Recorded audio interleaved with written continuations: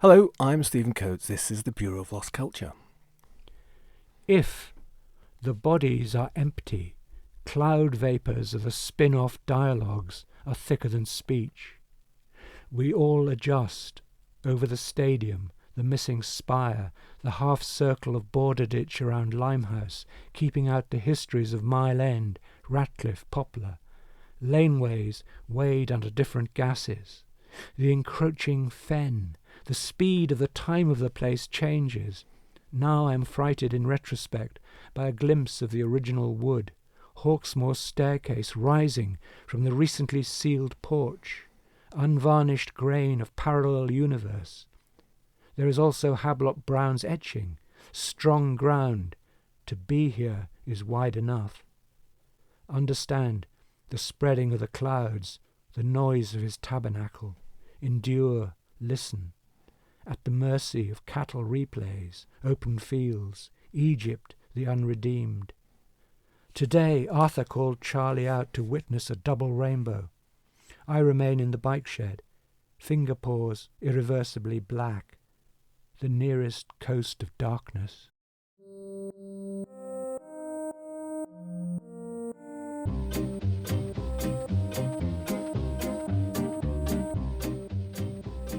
He was born in Wales, but he's lived in London for half a century, during which time he has become the chief literary interpreter of the city's malevolent signs and hidden histories, apparently. A British writer, documentarist, filmmaker, poet, flaneur, metropolitan prophet and urban shaman. A keeper of lost cultures, we like that, and a futurologist. A beat aficionado, walker of ley lines, alternative poet. He believed, apparently, that Thatcher was a witch, and still does. He is, of course, Iain Sinclair. Welcome, Iain. Welcome, yes. Do you recognise yourself in any of that description? No, not really. But it gets to be a harder and harder job to play yourself. And I'm kind of wearying of that. I'm looking for whatever the next thing is. The facts. You've written over 60 books. A lot of them have written me. You start out that you're trying to write something, and then you realise it's only going to work when that something begins to write you, and it's a sort of collaboration. And that collaboration is very much to do with where we are now in London. I mean, it wasn't sort of available to me in Wales where I grew up. So you think that London was the collaborator in your work? Yes, then? Right. Yeah, it was always waiting. You said that you walk every morning, and it's the way of your opening your system to the world and London, I guess, changing circuits so that you can write. Is that true? And did you walk today? I did. Yes. No, I do. Literally every morning, if I'm not literally got to go somewhere or do something early. It's not a big deal. It's just a kind of, I suppose, about a 50-minute to an hour's ramble round pretty much the same circuit, so that the things I'm looking at recognise me, and it confirms me where I am for another day. That's how it works. And then occasionally you get thrown wonderful surprises. Like yesterday, there was an amazing standoff between a crow and a fox. I'd never seen that before. The crow was literally chasing this fox right down a long street, and the fox, in panic, leapt up a vertical wall and got to the top, and then his little head sort of stuck over the top to see if the crow had gone. And the crow was perched in a tree above and was kind of dive-bombing it. I mean, presumably an argument over food had started this, but it was like walking into one of those fables. It was like walking to a French fable with the fox and the crow. Yeah. And yet, with the light and the way these things were behaving, there was that sense of another city, not the ordinary city of people wedded to their phones, sort of tramping along at high speed and shouting about offices and debts and money and mothers and whatever. That there is this other thing that's going on all the time. I mean, that's reassuring and rather positive, even not for the fox, obviously, but it's to hear that's going on. We probably don't notice things so much, do we? Because we're buried in our phones, even when we're walking sometimes. Yeah, that's one thing. I think the first thing to do is to get rid of them and to sort of derive the equivalent from building up a soundtrack, a natural soundtrack. There's enough noise going on out there without this thing, and you've either got devices that cut you off from that, or you open yourself to it. And having had that little bit of exercise and loosened up, and also let my head loosen up, I'm ready to get to work, because that gets more and more necessary, as time goes on. I wanted to come back to, obviously, to walking, because it's played such a big part in your work. And, I was wondering if there's a sort of the counterculture of walking, which you probably in a way. I think that would be a generous way to look at it. I think there is a kind of walking brand that's become the thing now. That walking is posted as it's like wild swimming. It's a kind of good thing to do. Hackney Council actually gives lessons in walking. No, they got a leaflet through my can't door be true. when I passed 60 or whatever, to say, you may not walk very much, but if you'd like to come out to London Fields, we take groups round and show them how to walk and what you should do. I thought, because walking was, I felt, one of the last freedoms, one of the last anarchies. Everything else had been curated from the top down. There's a war on driving. There's a sort of a polemic towards cycling of the right kind, and the walker is having to deal with all of the endless closures and prohibitions and privatized public spaces and all these other things. So the walking is, over the years, has become more and more of a battle. And more of a movie, because from the 70s, 80s, you were gradually appearing on surveillance systems, which got thicker and thicker. And it's faster and faster and faster now. So the more you're filmed, the less you're there. Well, so like all other possibly countercultural activities, it eventually has been absorbed by the culture. And in Hackney, they're going to do lessons in walking. That's an extraordinary thought, isn't it? I mean, I don't think a counterculture, given the digital universe that we're in, is actually possible. I think the counterculture becomes another kind of establishment to be manipulated, and that what you have to look for really is sort of subterranean cultures that are beneath all that and are still hanging out in little pockets. The sort of official version can so soon be curated. I mean, we're doing it now. We're setting up a kind of a system which you could apply to join, and which would have markers and people who've done various things. When it's the real one would have to be invisible. I'm really glad that you've dived in already, because, of course, as I mentioned earlier, I was going to ask you what is counterculture, and in fact, maybe the more important question, which you're just answering there, is where is counterculture? Where it is if I knew where it was, in a sense, it wouldn't be there. Mm-hmm. It's got to be somewhere that's invisible. Maybe it's in Dagenham. So essentially, the essence of it would be to be out of sight, but to be busy. I mean, there are a lot of people who I've seen who've done that and then emerged to be famous or celebrated, like people like Alan Moore, who obviously in Northampton in his earlier days was invisible, but he was doing things all the time and creating things, and it gets eventually recognized and becomes approved, and it goes into the system.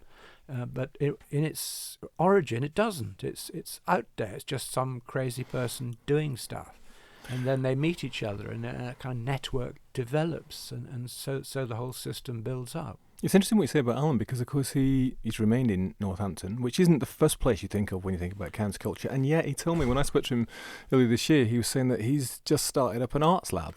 Yeah. Which is like a kind of reinvented arts lab. Right. I think he was doing arts labs back in the day. He was, yeah. Now he seems to say that in trying to set it up again now, it's very difficult because the people he's talking to have no similar frame of reference. In the day that he was doing it, he was already deeply embedded in American versions and looking what was going on with Jim Haynes and arts labs in London and Edinburgh and Paris. And yet now the younger kids he's doing, really don't have that sense. They live in a much more immediate world where everything is instantaneous. And so Alan Moore is like some ancient sage magician who has appeared on the scene to try and invigorate them and tease out their own magic. Yeah, I think he was insisting on paper and not digital.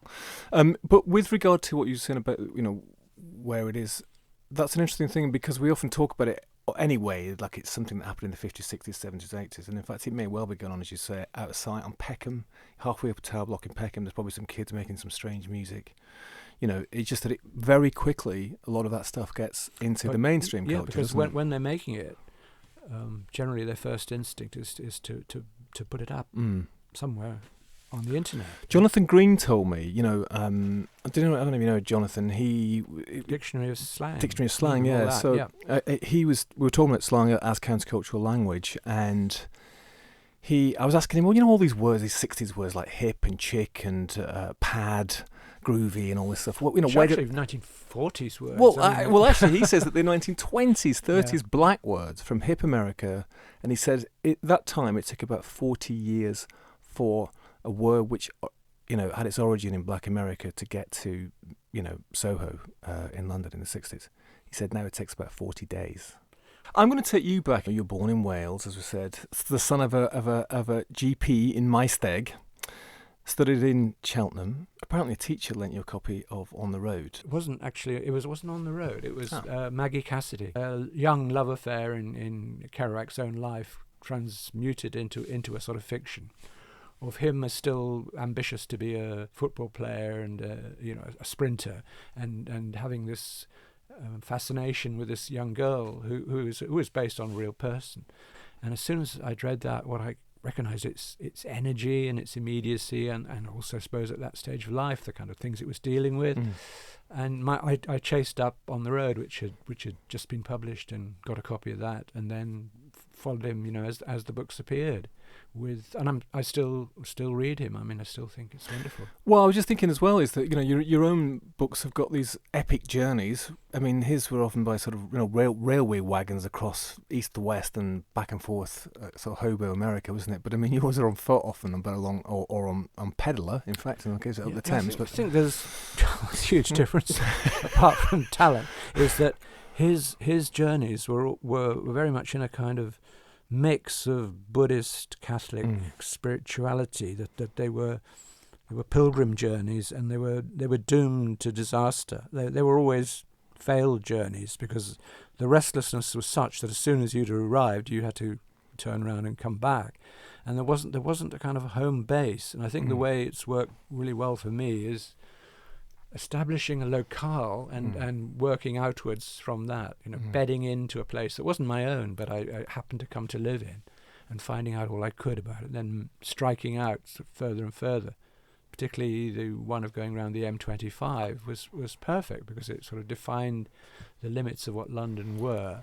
It prophesied the London that was coming, and it led you back into the science fiction horrors of the 19th century.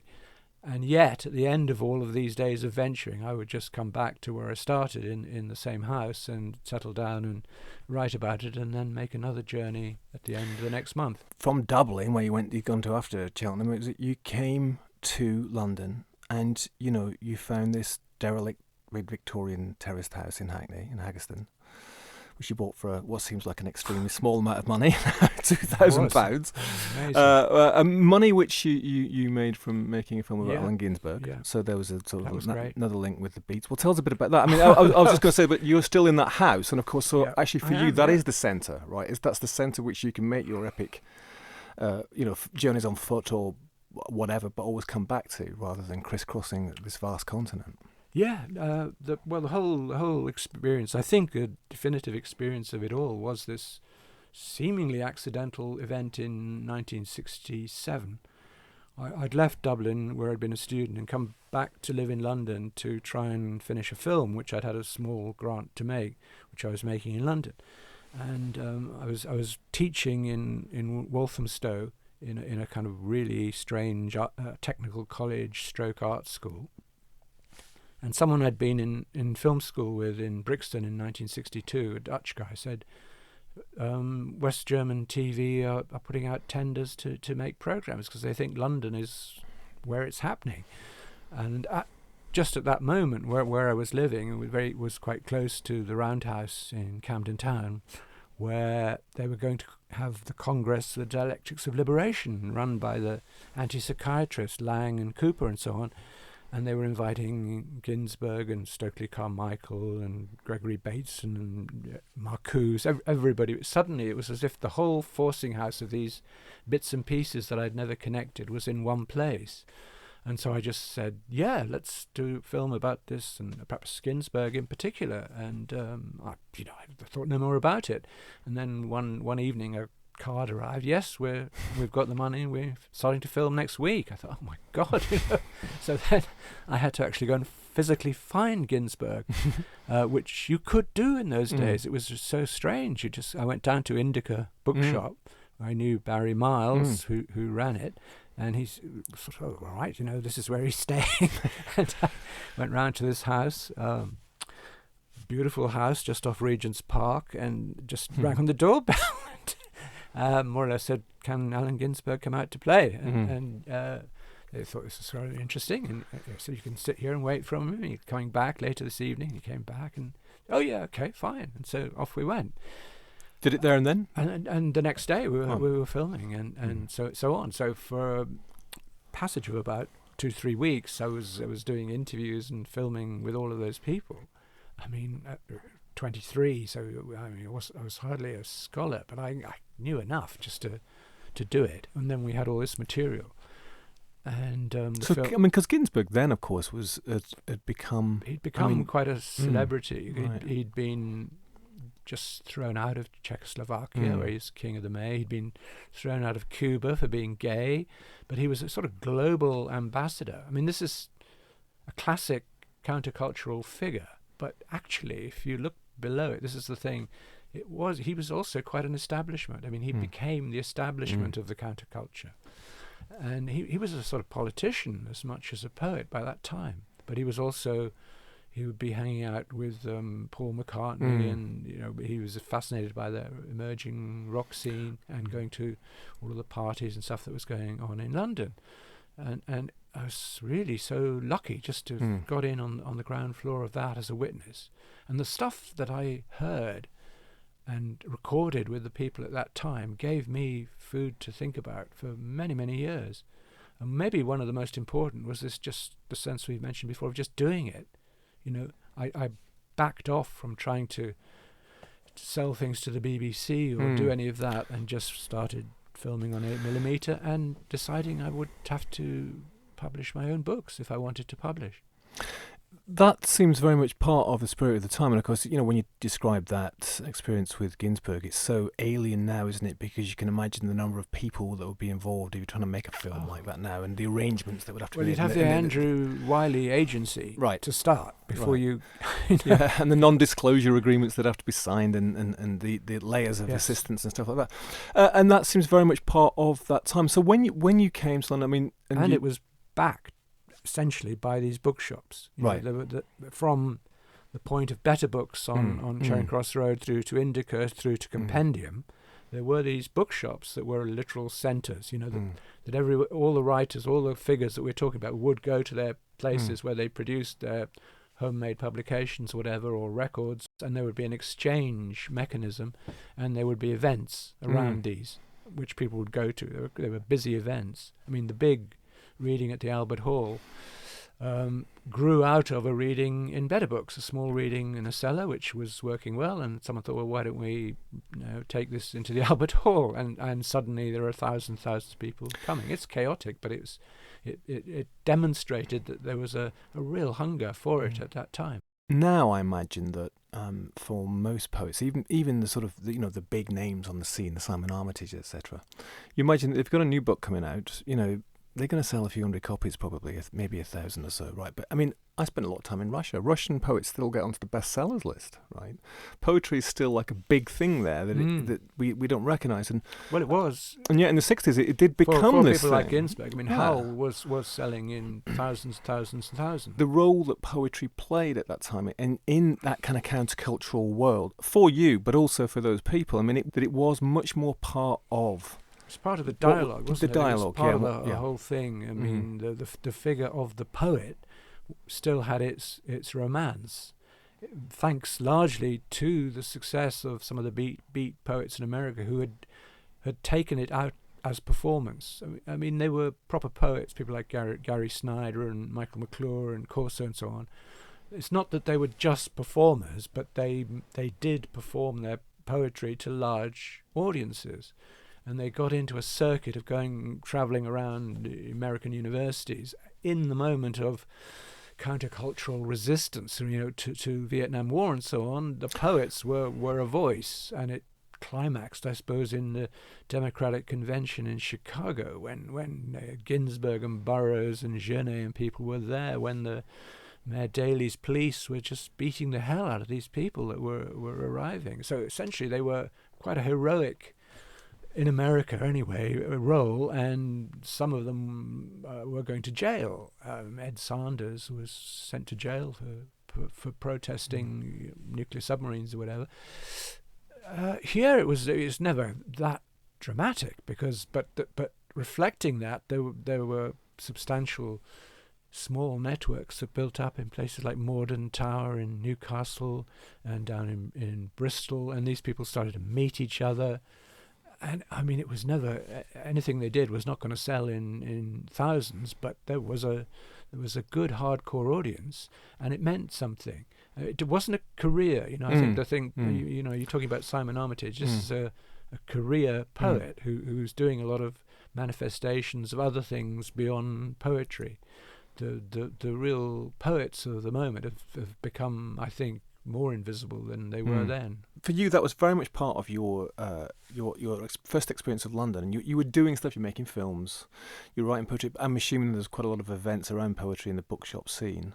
There would be regular readings, and sometimes big ones, conferences whereby American poets or European poets would be coming and joining these, and there would be real audiences, you know, in the hundreds rather than the usual 10 or 15. So that was viable, and I think until the end of the 70s, when the sort of cold light of Thatcherism pulled the plug on all the small fundings that were behind it. Right. And it went. Right. But I mean, it was a good, fortunate period for me. I mean, you know, I couldn't have got a living out of it in any way, or I couldn't have been published by any mainstream publisher. But it was quite feasible doing them myself, getting these small gigs and working at a job as, you know, whatever, cutting grass or Truman's Brewery. Yeah, you did all sorts of stuff, and I was going to come back to that. Can you talk about Lud Heat? I mean, Lud Heat was an odd one, and again, probably after the 67 dialectics, it was the next sort of big moment for me, a recognition of something very deep to do with London, which comes out of countercultural roots. People like John Michel writing about earth mysteries and ley lines and energy, and you know, Watkins and his ley lines, and particularly a book by E.O. Gordon about prehistoric London, its mounds and circles, which came to me by accident. So there was a sense of London as an animate map of all of the structures of London linking up.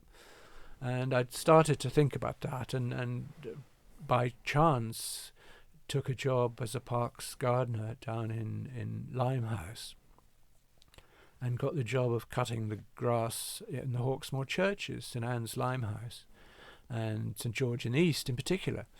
And these at that time were real shelters for a vagrant population. There was an ancient kind of population, the people who drew on those churches as if they were medieval cathedrals, and sat drinking in the deep alcoves and told stories and all that. And I then, as I was driving between these churches, I began to think there was a link. There was something, there was a pattern in London. And going up onto the top of the hill in Greenwich, you could see what that pattern was from St Alphagia's Church below. There were exact lines running as if the whole system came alive, in a sense that you might have found in the Atacama Desert or somewhere. Here it was in London, and a lot of people have written about that, and cosmologies and how the star patterns are reflected in the patterns on the earth. And then you could build up to think that the events that were happening were brought about by these connections. And I started to build up sort of wacky theories around that. I mean, that must have been quite an electric feeling, was it? If you started to sort of perceive that, or you know, that metaphorically or not, on the city. I mean, did that feel like you'd caught hold of the tail of something, or that you were? I thought I'd caught onto the tail of something that had been there, and it also related to the more conceptual ideas of the situationists in Paris. You know, this is where the psychogeography would come in. The idea of this system could be a kind of opposition to what was beginning to emerge in the culture of Docklands, this idea of just ripping down structures and putting up non-structures as if designed by a computer in their place, and swallowing landscape and swallowing and deleting history. And so it became a way of resisting that kind of story and staying true to much older histories and myths. And what was interesting was it proved to be quite fertile in other people, like Peter Ackroyd's Hawksmoor, and then Alan Moore and From Hell took these ideas on into other places that found a huge audience. So there was obviously something in it, but I remember the excitement of the original discoveries, which seemed completely nutty, and I just thought, I'd do a little book and that's the end of it. The book then was a combination of more or less diary of my working life, just things that were going on while I was travelling around as a gardener, and some sort of sociological reporting on the badly treated gardeners who were working with me, who were in there forever, who were in fact wiped out not long after I left. It all became cleared and privatized, and that sense of these people who knew the place so well and could tell you such stories was gone. So I literally just caught the end of it, and I saw I related it to Egyptian cultures and to particular artists, Hawksmoor, the architect, and Stan Brakhage, the filmmaker, and Brian Catling, who was then a student and was beginning to make structures that seemed to belong to somehow to the same culture. But you weren't only a gardener, were you? I mean, I've got a list of the things things that you were doing here. Blacklegging at the docks. Yes, but it was what happened was this was one of the first of that job I got was a place called Chobham Farm in Stratford, which was that where the Olympic Park is now. They got the notion that the docks were failing because of all the union difficulties and the refusal to modernise. So they thought, well, we get these great warehouses and we will just take containers. The docks won't get them. We will do the unloading and loading of containers. So they had big bonded warehouses, and they got the sort of cheapest labour they could get, which was, I guess, a sort of blackleg labour, because it was subverting. I didn't realise that to start with.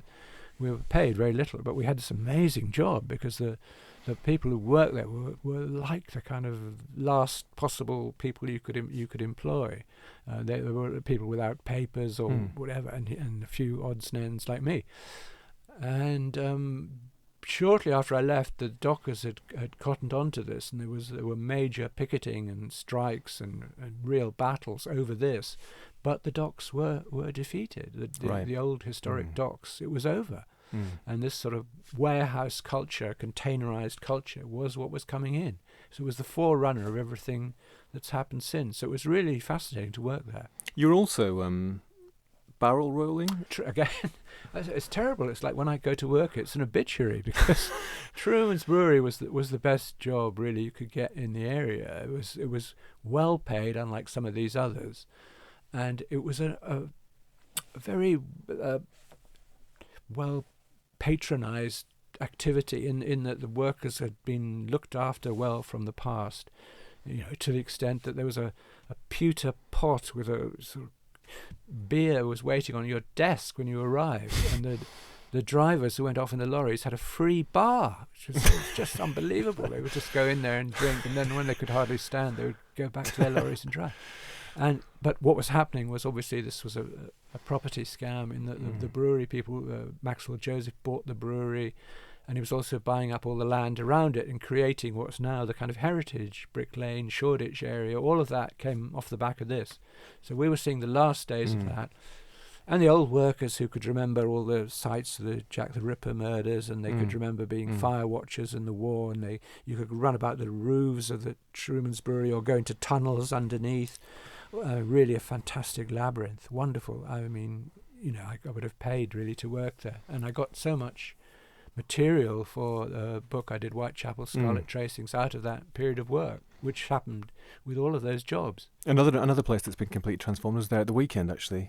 Truman's Brewery is now a kind of, what is it, hipster emporium? It's a sort of strange thing. It went through the classic stages. After it's closed down as a brewery, then it became studios for artists, who were doing the same things we've been talking about, and had small studios for not very much money and odd places to eat, and then gradually that gets elbowed out and it becomes more and more, and it ends up what it is now.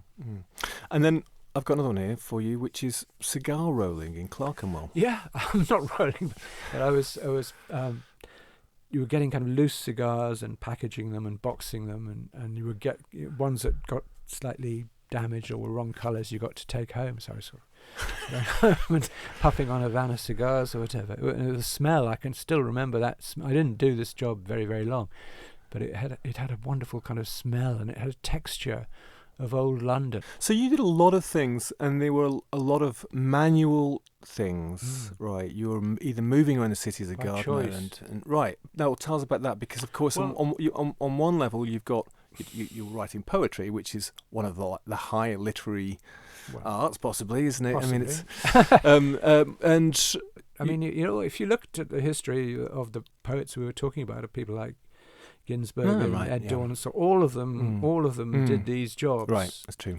By choice, right, rather than the bureaucracies of teaching and drawing on the same energies they would want for their writing. They wanted that writing energy to be clean and clear. Right. So if you could go out and work in the Greyhound bus station as a luggage boy, that's fine. You do it for X hours at because night. it keeps all your creative capacity that was for the work. So is it Dharma Bums when he's a fire watcher? Is it? I think yes. Yeah, sure. You go up and sit on a mountain in Big Sur and something, and you just spend the whole time looking at. They all did that. They all wanted that. Gary Snyder was in a merchant mariner. He was going and working on oil tankers and whatever. The period of doing those jobs was something that was much better than coming out of university straight into some bureaucratic thing where you're already being sort of turned into a critic rather than a performer.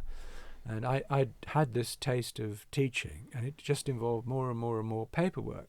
And there came a point when it was turned into a polytechnic. So if it was a polytechnic, then the bureaucracy of it was increased hugely, incrementally. I'd be filling in endless forms. Everything had to be done. And before that, it was very free and easy. And some amazing kind of people emerged from that system. It's like the old art schools. You'd get really interesting consciousnesses popping out of that system. And then it died. So I really thought this is better, me to go out, take whatever jobs are out there, and the minute I walk out the door, then I'm free to think about anything I want. And indeed, in the Lud Heat period, I had a kind of dusty notebook, and there's lots of times they would sit down between jobs and roll up cigarettes, and they'd be smoking and chatting. So you could always scribble down a few notes. And then in the lunch hour, I'd cycle off to Tower Hamlets Cemetery, which was like a wonderful wilderness, very wild and overgrown, and find a corner and do some writing and have a sandwich and come back.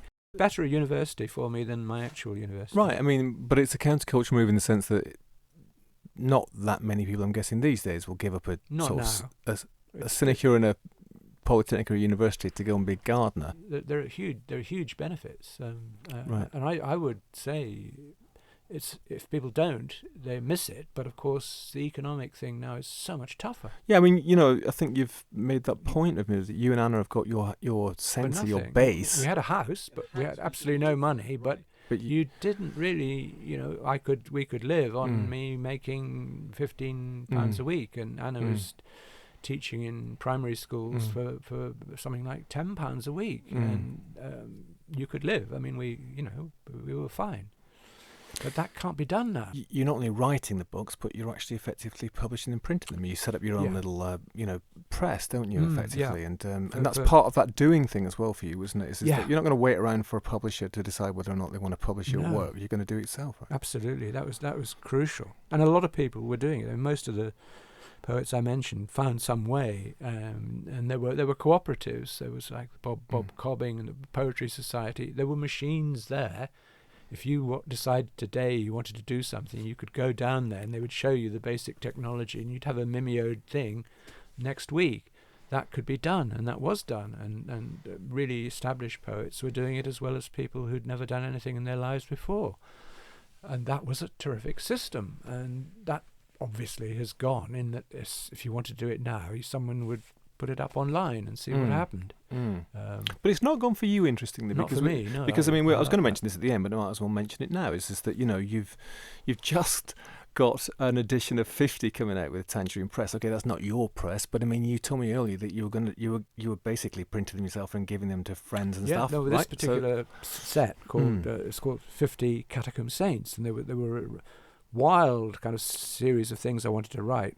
Obviously, had no commercial aspect to it, and I'd been doing it for a few years, and I reached the point where this was done, and it felt exactly like it felt in the 70s. I thought, I've done this. There's something there.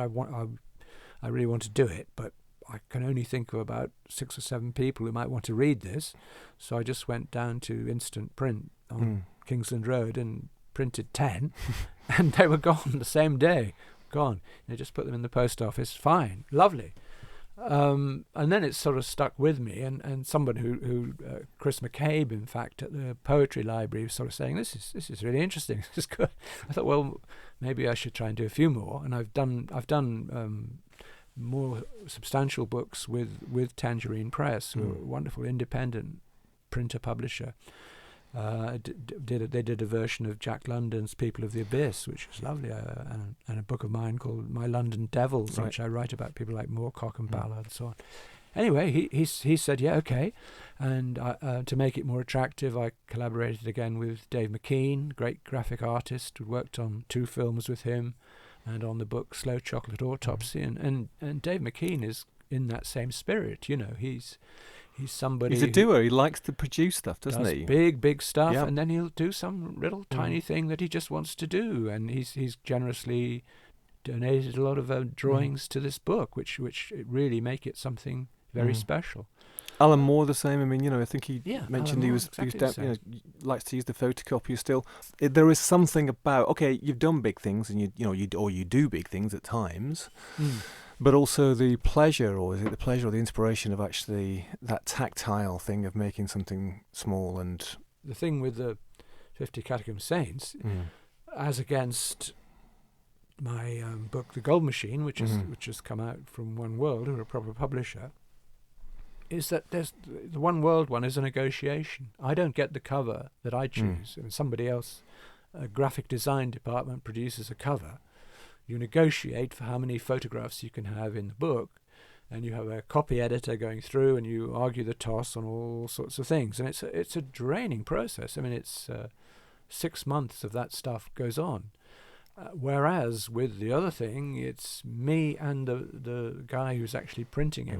We have a little bit of backwards and forwards, and that's it. And the thing is that it's done. To survive, obviously, you have to make a combination of the 2 things.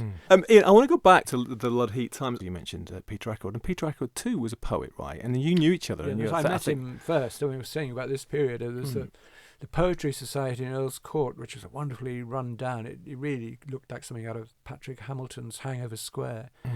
Used to have these substantial readings. You know, you might get Basil Bunting or David Jones or some really international poet, but you might also get me and Peter Ackroyd. And Peter Ackroyd, when he started, was a Cambridge poet who'd been influenced by the New York School of Poets when he was in America, and was friends with them, and was producing little books through Ferry Press, who were run by Andrew Crozier. And I did a reading with him there, and I was reading some strange things from Lud Heat about the churches and the alignments and stuff, which he got very interested in and followed up on. And then after X number of years, he did his book Hawksmoor. He did Hawksmoor, and I mean, he has sort of acknowledged you in more recent years. He didn't at first, did he? But he has sort of acknowledged that that was a kind of wellspring of inspiration. I mean, the basic crystal, the idea was from Lud Heat entirely. But I mean, he made it his own. He makes it into an accessible story. You know, by splitting this thing between the rational of Christopher Wren and the darkness as he perceives it of Hawksmoor, even satanic as he thinks, you know, sacrifices under the churches. And it was very popular. I mean, it was a sort of simplified version of this my thing is much more chaotic. All kinds of stuff is going on. This is purified down into a viable narrative form, and it was a game changer for him, wasn't it? Yeah, because absolutely. And in some ways, I know it's a word that you feel ambivalent about these days, but that whole popular psychogeographic thing, you know, went off, didn't it? London itself became a kind of industry. There was those London writings and things. So, but it's interesting that he too started off, you know, as did poet. Alan Moore. Yeah, as did Alan Moore. Right. Yeah. I think it's quite traditional to do that. But as far as I know, Peter Ackroyd doesn't subsequently go on doing poetry or publishing it. certainly not through the small presses. I think Alan Moore would be quite up for publishing stuff through some microscopic press if it turned up. He'd just as soon do that as write something major. And I've never stopped. I mean, you just wouldn't see them, but I've been doing little things through small presses in 50 copies, 20 copies, 100 copies for years. Right, and I mean, you say chaos in Lud Heat, which there is, but I mean, your London writing has embraced that chaos. It's embraced the modern world. I mean, Peter Ackroyd has really kind of gone down a kind of a retro, vintagey sort of... It's quite conservative in the sense that it's a sense of London as a static system, that there are parts of London, there are particular locations that time is a sort of whirlpool. It's cyclic in there. If you get drawn into one of these, you can't advance on what was the model in the past. So there's a sort of a sense of something fateful and strange and accessible under certain conditions, but it's not open field. I mean, I think there are distinctions between closed systems and this idea of open field composition, which came from the poet Charles Olson, which was that you absorb every aspect of documentation you can get your hands on. You include facts so that people can make their own minds up. You research, you look at the soil, etc. And then you treat it and push it till you arrive at a lyric condition at the end, till you go back into the high mythologies of Greece and you reinvent your own cosmos. You pull right out. So it's epic, and it's about movement. And for you, it includes the M25. It includes the M25. It includes which is a closed system, of course. London is becoming more and more an enclosed city. It's a controlled city with the systems of surveillance and with this motorway that's a necklace around the whole thing. Great, we've done it. We've locked it off. It's a sort of traffic island. And the only way out is back into the past. Is that London like a city-state? Yes, so it's like a global. I mean, there's actual within that system is the city of London, city of London, the original founding city, with its walls, with its gates, with its banks, global money. We've become the great money launderers. We're the kind of corporate entity. And in doing the gold machine in Peru, looking into the 1890s. Even then, I discovered that everything that was going on in Peru in terms of movement was to do with a corporation sitting in Leadenhall Street in London. This is your book, your project with your daughter, which took you far from back in time through your with your ancestors, but also geographically far out, right? Yeah, I've just done a book called The Last London, which was a sort of obituary, in a sense that the kind of London we were talking about with Lud Heat and the counterculture in 1967 and everything, there had been an evolution, but I think it had gone as far as it could, and the kind of writing about it had gone as far as it could. I mean, if we see a progression between the Lud Heat to Hawksmoor to From Hell is epic and taking in all kinds of theories and going to magic. Then after that, there's a way that sort of story more or less becomes illegitimate. You'd have to do it in a different way, and I'd come to the conclusion of all I could do with The Last London. So my mind turned to this other story of origin from my Scottish great-grandfather, who had been turned off the land with enclosures in Scotland and crops failing and everything else. And so as a very young man, he'd been taken up by a local landlord, and he'd gone off to become one of those Scottish exile colonists going all over the world. And he'd made enough money in Peru, in Ceylon as a young man, planter, to come back to Scotland at 40 with, he thought he'd retire and garden and write and do all the things everybody'd like to do. But it all went belly up and all his money was gone. All the coffee plantation was wiped out. And he ended up having to make this trip to Peru, to unexplored territory, totally unexplored territory at the headwaters of the Amazon on the Rio Perenne, to see if you could grow coffee. And as a consequence of this journey, which I didn't appreciate till my daughter started to research it, the Peruvian Corporation of London acquired a strip 50 miles deep on either side of this river, which was just given to them for bad debts after the war with Chile. And they enclosed it, and they made coffee plantations in which the indigenous people were treated more or less as slaves. So our journey was a sort of journey of restitution in some senses, of explaining things which the people who lived there still didn't know. They'd never seen these contracts that had been, their own lands had been given away. It's a big story. And it had obsessed my daughter from a young age. She went to Peru when she was 18 on her own, because she'd heard about her great-great-grandfather, and I'd given her a book he'd written, and she got into it. And I had been using this material for years, but as a kind of adventure story. I thought it's an amazing thing, this old Scotsman doing this thing and writing about it, because he wrote about it in the same way that I was writing about the A13 or the M25 or rambles down the Thames estuary. The same kind of language, the same kind of attitude, the same humour. I thought, this is interesting. And then I discovered this underlying story, which was much, much more significant. It was a really deep, dark story that led straight back to where I started. It zoomed into Leadenhall Street. And, right on the opposite side was a sort of East India Company. So you had these small entities, as it appeared, in the City of London, bankrolling this huge global enterprise to devastating consequences. So there's a lot to take on, and that became the story of this book.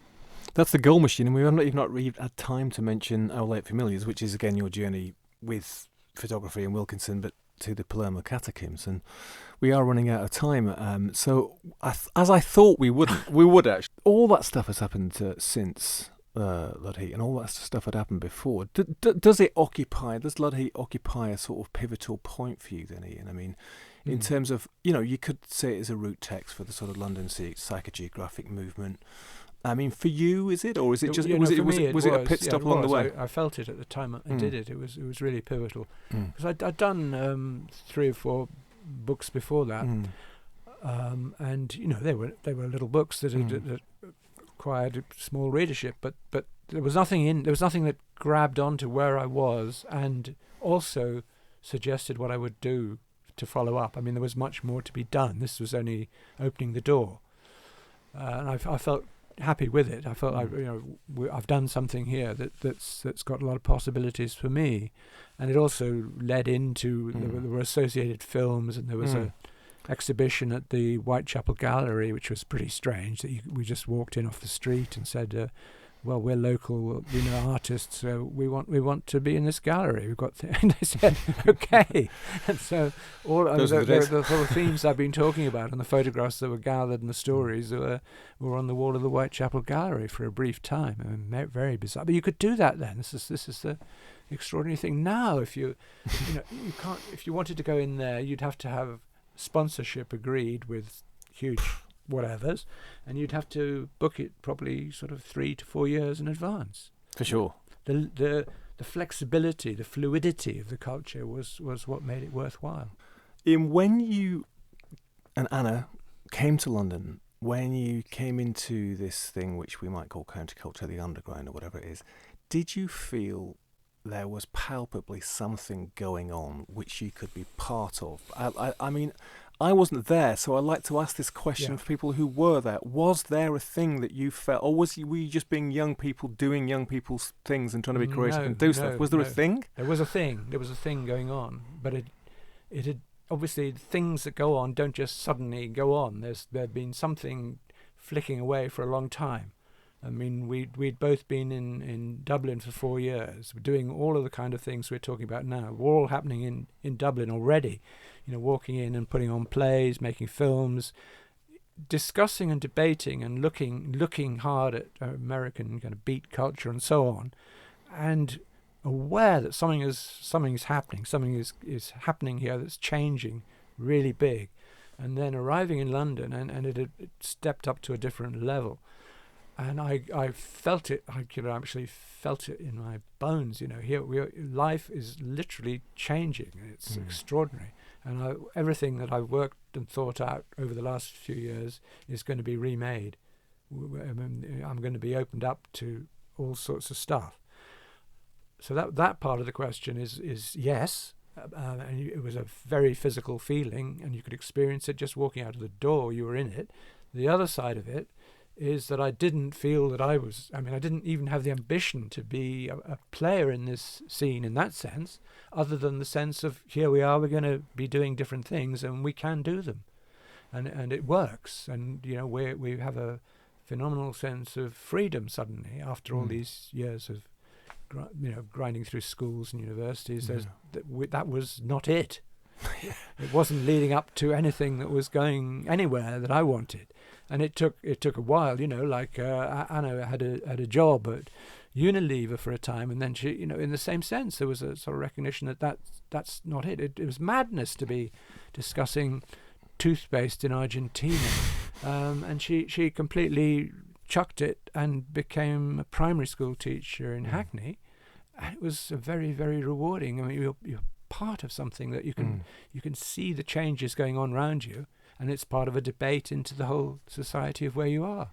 So in a sense, I think we both remade our lives and our previous ideas at that moment, and it never happened again in that same sense. Well, that also feels, the way you describe it, as a lost culture. It was a culture that thrived on the fact that it was an impoverished post-war culture, that properties were in a wrecked state. You could live, the squatters could be any. There were huge squatting movements because the council owned a whole lot of Victorian and Georgian properties that they were not doing anything with. They basically just were waiting till the moment came to pull them down and put up tower blocks. But in the meanwhile, there were kind of hardcore Marxist communities, there were sort of hippie communities, all these communities were moving in, particularly in East London, well also obviously in West London, which Moorcock has written about, but there was a sort of different thing, I think, in East London, and we just hit it at that right moment. And because it was so poor, it worked, you could do it, and the street markets were thriving. You could go to Ridley Road and buy all your food for nothing. It was there. Obviously, there was a certain amount of local resistance because there were these sort of outsiders who were thought to be students or hippies or whatever. What are they doing coming here? But at the same time, a lot of the population was deciding to move out because they didn't want a multicultural society. There were a lot of Afro-Caribbean communities and so on were there, and they were a kind of exodus, and then there was another lot coming in that just happened to hit that moment when it was feasible to make this kind of art and make those kind of lives, and it isn't now. No, those conditions are. And when you think back now, can you remember that time clearly? Yeah, vividly. I mean, I actually saw it the other night because there was an arena profile of the artist Brian Catling. And in this profile, they used a lot of 8mm footage, diary footage that I'd shot in the 1960s. So you actually physically see him walking through what Hackney was then and coming to my front door, etc. So these glimpses are embedded into what is now a contemporary cultural reading of the history of this guy who had, floated alongside and was published his first 4 books through Albion Village Press. So essentially, it can emerge on the other side, but the story still has the residue of all of this stuff where it seemed to us exciting and also impossible that it would ever go anywhere further. This was it. I never imagined that I could get any kind of mainstream publication. That seemed so accidental. But that's another chapter, and that sort of would bring you into people like Mike Moorcock and Angela Carter and so on, who were already bestriding both worlds. I mean, Mike was very much part of a counterculture, an underground culture, but he was also hugely popular. His Elric novels were selling millions, and he was Hawkwind, and he was a model, and I only met him in the 80s. But actually, maybe partly through his meeting with you, then he himself transformed, didn't he, with Mother London and the books that came afterwards. And what we didn't we had not had time, of course, to mention Ballard, who's another friend of yours, and a peripheral in terms of geographically London, wasn't it, out in Shepperton? But well, I think Ballard really sat for me with this whole M25 project, this idea of moving out to the edge of things, and then he became a very significant figure because he's done that for years. He's always said that the dreams of terror and whatever are out in the suburbs, it's a kind of argument between boredom and actions of outrage that come out of that kind of boredom. As it's all a kind of a strange hallucination being out there. And so actually going to visit him in Shepperton and getting to know him quite well towards the end, I used to meet him regularly, was wonderful. And I got really to appreciate him. I mean, firstly, as an amazingly professional writer, and he absolutely delivered all the time, despite all the difficulties of his own life, with his wife dying so young and him having to bring up the family and carrying on writing. And having a base, in a sense, like my terraced house in Hackney. He had this suburban villa, which he barely touched. He just let it be as it was. Again, pumping out the work. Like Moorcock, like you know, and like Ackroyd, actually, interestingly. I mean, you all sort of produce a huge amount of work, he's right? Incredibly prolific. But I mean, there was a really nice period of collaboration between Moorcock and Ballard with the New Worlds. That New Worlds was able to reinvigorate the whole idea of science fiction by making it contemporary, and seeing that William Burroughs and Borges fitted into that pantheon as much as the old science fiction writers. So we're going to finish, and we're going to have a reading from Lud Heat. But Iain, I think we should return, talk about more stuff. But I think for today, thank you so much for coming to the Bureau of Lost Culture. Thanks very much. It's really, really interesting to dust all that down and to be doing it in something that feels like it is itself part of a lost culture, a process of retrieval and resurrection. Because unless we do that, then the thing dies and disappears. So it's really important, I think, to now and again kick over the traces. Thank you very much. We're going to finish with a poem from Lud Heat. I'm just going to read the opening of Lud Heat, which is from a piece called Nicholas Hawksmoor, His Churches. And what had happened was I wrote the bulk of the book, the poems in the book, as I was working on the job. Just literally jotted down fresh in my notebooks.